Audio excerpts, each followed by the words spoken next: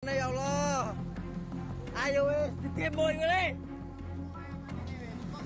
Beginilah kondisi pengendara motor yang tewas usai terlindas truk tronton bermuatan semen di Jalan Provinsi, Desa Curah Malang, Kecamatan Rambi Puji, Jember, Jawa Timur. Korban diketahui berinisial NSM, warga Gumukmas, Jember. Dari hasil olah TKP dan pemeriksaan sejumlah saksi, kecelakaan bermula saat korban maupun truk tronton sama-sama melaju dari arah Kumajang menuju Jember. Sesampainya di lokasi kejadian, truk yang dikemudikan Ibno, warga Bondowoso, berupaya menghindari jalanan berlubang.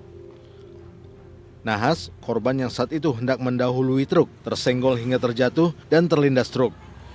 Korban kemudian dibawa ke puskesmas terdekat untuk dibawa pihak keluarga.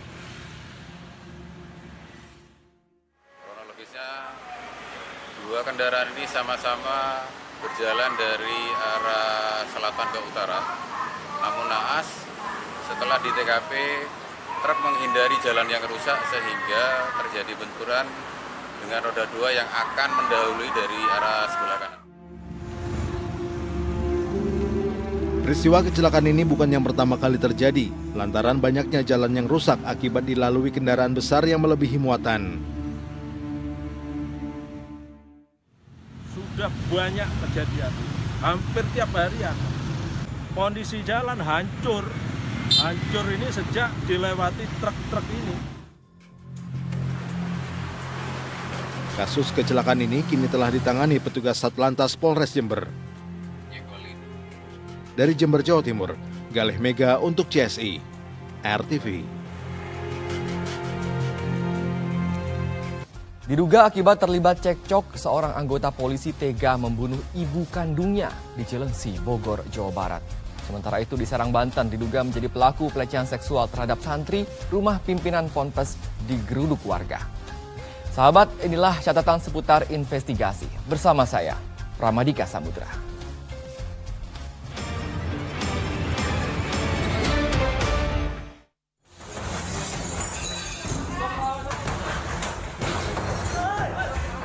Video amatir ini merekam saat-saat di mana warga menggerebek rumah terduga pelaku pelecehan seksual di Desa Badak Gembor, Kecamatan Cikande, Kabupaten Serang, Banten. Tak hanya itu, warga juga menggerebek pondok pesantren yang diduga ditempati terduga pelaku. Namun ternyata terduga pelaku tidak ada di tempat.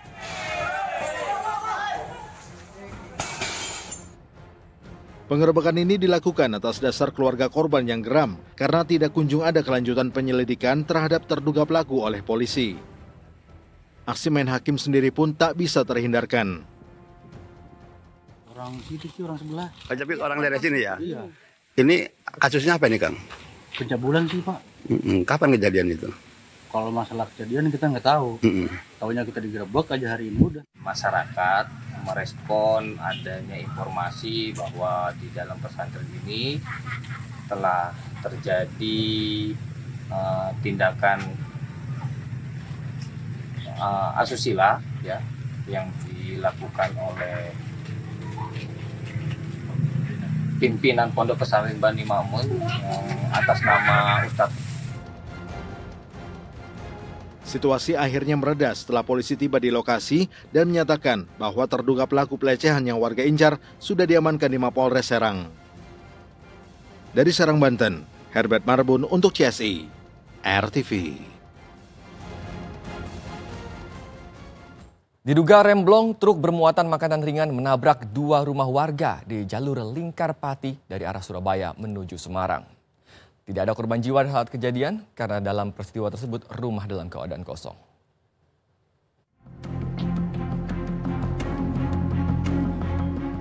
Rumah semi permanen yang juga dijadikan warung di pinggir jalan Desa Mustoko Harjo, Pati, Jawa Tengah, hancur usai dihantam truk fuso bermuatan makanan ringan. Tidak ada korban jiwa karena saat kejadian rumah tersebut dalam kondisi kosong. Kejadian bermula saat truk melaju hendak melintas di perempatan lampu lalu lintas Kabupaten Pati. Diduga rem truk tidak berfungsi hingga sopir kehilangan kendali kendaraannya dan terpental keluar truk. Akibat peristiwa ini, dua rumah hancur dan truk ringsek. 50 juta. Apa coba ini? Listrik, kulkas, sepeda, langsung apa itu air. lampu-lampu, ya peralatan rumah tangga kan lengkap itu Mas. Itu kan untuk rumah, langsung rumah ya langsung warung. Sopir itu mengalami loss control, jadi 100 meter sebelum perempatan itu kan pas lampu merah. Jadi 100 meter sebelum lampu merah, dari sopir sudah berusaha untuk mengerem, tapi remnya tidak berfungsi. Kemudian untuk menghindari fatalitas dari dampaknya, sang sopir membanting setir ke arah kiri. Kepolisian telah melakukan olah TKP dan mengamankan sopir truk guna dimintai keterangan. Sementara kasus tersebut masih dalam penyelidikan polisi. Dari Pati, Jawa Tengah, Muhammad Minan untuk CSI RTV. Seorang anggota polisi di Cilengsi, Bogor, Jawa Barat tega menghabisi ibu kandungnya sendiri menggunakan tabung gas 3 kg. Pelaku telah ditangkap dan masih menjalani pemeriksaan serta sidang kode etik.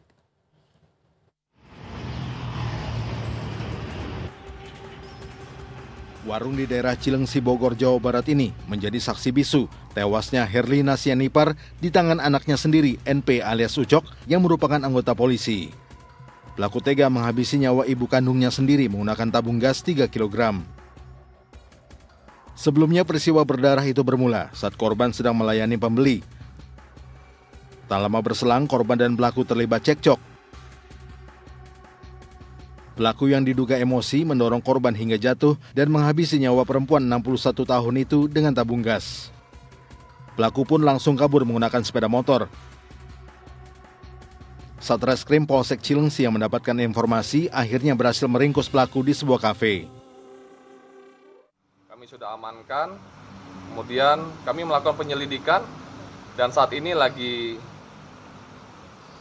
sidang kode etiknya sedang dilaksanakan oleh Propam Polda Metro Jaya. Selaras penyelidikan karena hal ini sangat keterlaluan menurut saya, sehingga kami tidak main-main dan kami akan proses ini secara benar dan transparan. Warga di lingkungan tersebut sebelumnya juga kerap dibuat resah dengan perilaku pelaku. Kalau untuk di lingkungan kesehariannya ya bisa dibilang meresahkan, Pak. Karena apa? Rekan parkir saya aja sempat jadi korban juga dari sama orang tersebut, sampai ditendang, sampai dia jatuh ke lantai sampai berdarah juga. Ya kalau bisa harapan saya sebagai warga di sini ya tolong ditindaklah untuk kepolisian dan Propam juga untuk saudara tersebut. Hingga kini pelaku masih menjalani sidang kode etik oleh Polda Metro Jaya. Sementara untuk pidananya akan ditangani oleh Polres Bogor. Dari Bogor, Jawa Barat, Wawan Supriyatna untuk CSI RTV. Seorang anak tega membunuh ayah dan nenek serta menikam ibunya dengan senjata tajam di rumahnya di kawasan Cilandak, Jakarta Selatan. Pelaku yang baru berusia 14 tahun diamankan petugas keamanan perumahan saat berusaha melarikan diri. Lantas apa yang mendasari MAS melakukan perbuatan keji tersebut? Selengkapnya dalam liputan mendalam CSI berikut ini.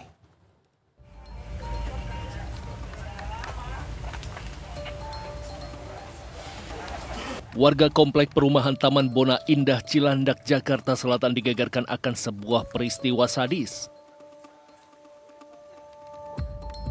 Seorang anak berinisial MAS berusaha membantai seluruh keluarganya. Ia menargetkan ayahnya yang berinisial APW dan ibunya AP, serta neneknya yang berinisial RM. Remaja berusia 14 tahun itu beraksi kala ketika korban tengah tertidur pulas.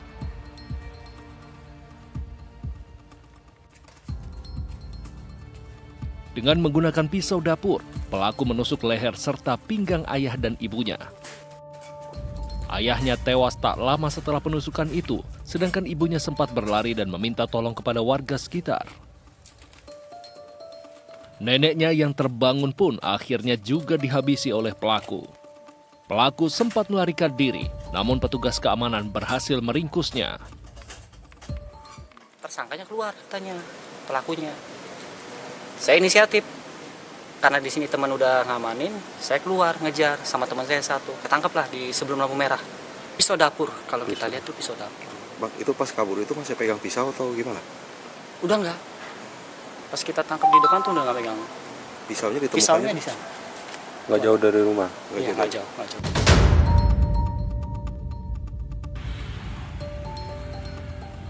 Sementara itu, ibu pelaku yang sempat terkena tusukan pisau dapur kini tengah dirawat secara intensif di rumah sakit dan dalam kondisi kritis karena sempat kehilangan banyak darah.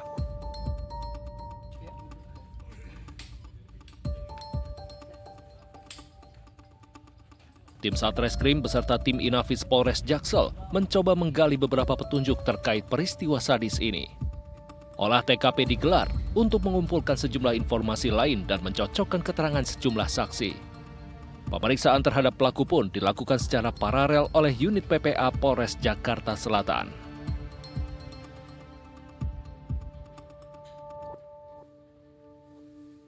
Ya, saat ini kami sedang menggandeng Apsifor ya untuk melakukan pendalaman motif ya, karena bagaimanapun anak adalah harus didampingi ya, diambil keterangan seperti itu. Kalau pengakuan sendiri dari pelaku seperti apa Pak ceritanya? Ya, interogasi awalnya dia merasa dia tidak bisa tidur, terus ada hal-hal yang membisiki dia lah, meresahkan dia seperti itu. Kami ini masih kita dalami, kita belum bisa ngambil kesimpulan.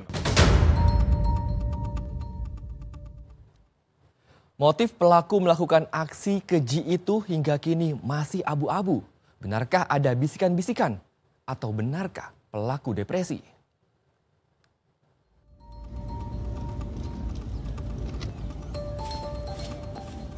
Sehari setelah peristiwa keji itu, nenek pelaku yang bernama Ruth Megawati akhirnya dimakamkan di tempat pemakaman umum Tanah Kusir, Jakarta Selatan.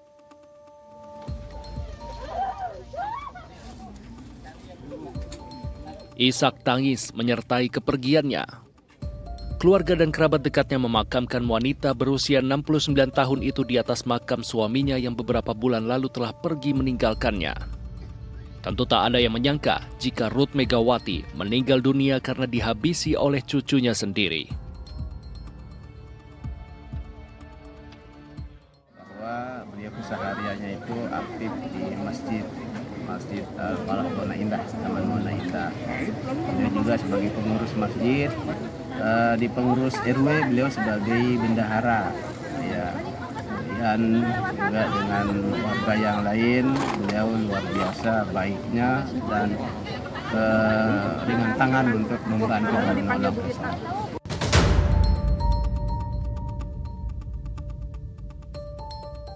Ruth Megawati beserta anaknya Arga Dipa Pratama Wibawa ditusuk dengan menggunakan pisau dapur oleh MAS.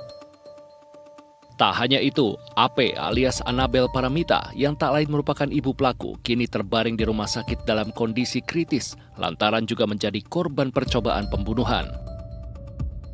Tentu menjadi tanda tanya mengapa MAS yang masih berusia 14 tahun bisa melakukan hal keji tersebut.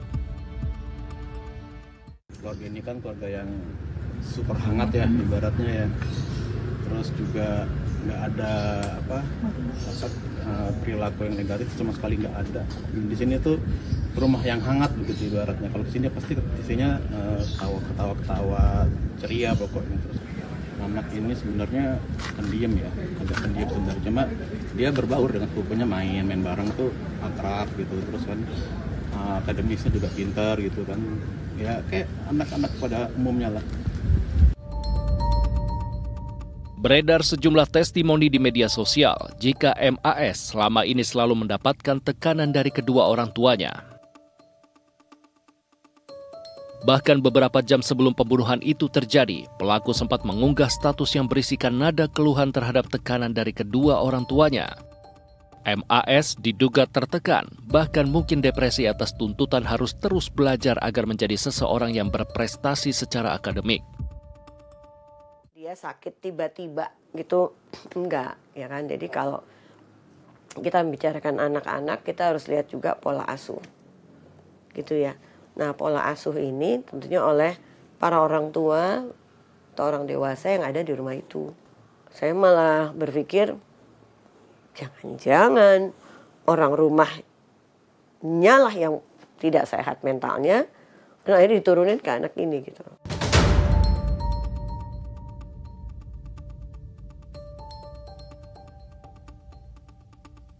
Kini, polisi telah menetapkan MAS sebagai tersangka. Meski begitu, terkait apa motif yang melatar belakangi ia sampai sedemikian tega untuk membunuh dan menghabisi keluarganya hingga kini belum jua terjawab. Polisi hingga kini masih menunggu kondisi kesehatan Annabel Paramita yang masih kritis di rumah sakit, sembari menggali sejumlah informasi dari pihak sekolah tempat pelaku menimba ilmu. Dari Jakarta, Aji Atmoko, Hana Bajaber, Zaki Sahab untuk CSI RTV.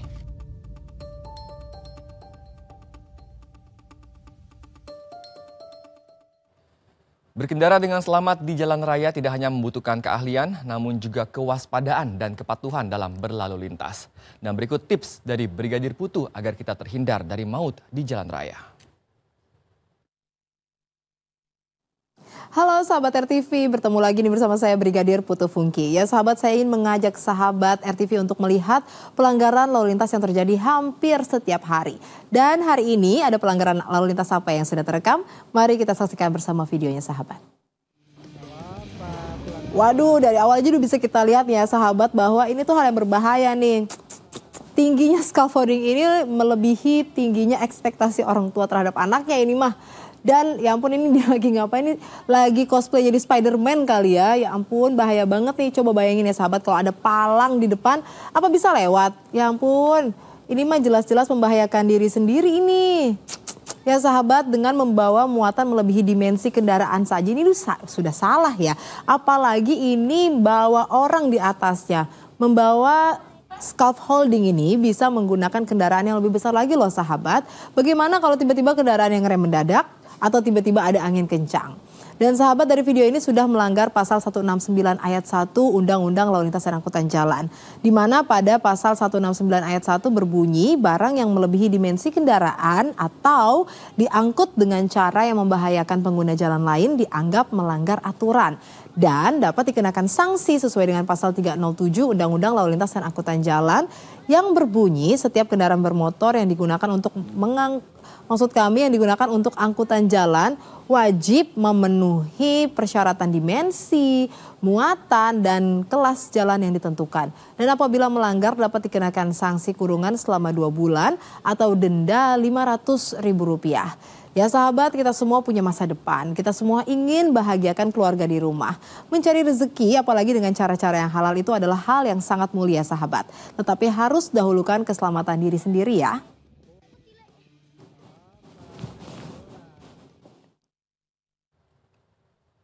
Sahabat, 4 pengedar narkoba diringkus dengan puluhan paket besar ganja kering dan ratusan butir pil ekstasi di wilayah Jakarta Selatan dan Barat. Diduga narkoba dan obat-obatan terlarang tersebut akan diedarkan pada malam pergantian tahun baru.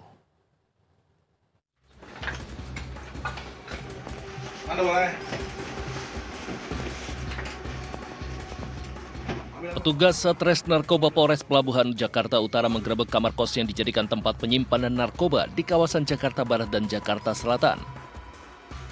Dalam penggerebekan itu, polisi menemukan narkoba jenis ganja seberat 60 kg dan 392 butir pil ekstasi asal Aceh dari 4 pengedar. Keempat pelaku berinisial AI 28 tahun, TH 29 tahun, MA 24 tahun, dan BM 36 tahun. Masing-masing ditangkap di kawasan Mampang dan wilayah Jakarta Barat. Sementara bandar besar DY, BN, dan MI masih dalam pengejaran polisi. Dengan total seberat 60,006 kg, apabila dinominalkan sebesar Rp300 juta, dan ekstasi sebanyak 392 butir apabila dinominalkan sebanyak Rp352.800.000. Diduga narkoba tersebut hendak diedarkan pada perayaan malam pergantian tahun. Atas perbuatannya, keempat pelaku dijerat pasal berlapis dengan ancaman maksimal hukuman seumur hidup atau hukuman mati. Dari Jakarta Utara, Aprianto untuk CSI RTV. Kejahatan selalu ada di sekitar kita dan kewaspadaan menjadi satu-satunya cara menghindarkan diri dari bahaya. Saksikan catatan seputar investigasi setiap Senin hingga Jumat pukul 23.30 waktu Indonesia Barat. Saya Pramodika Samudra, terima kasih. Sampai jumpa.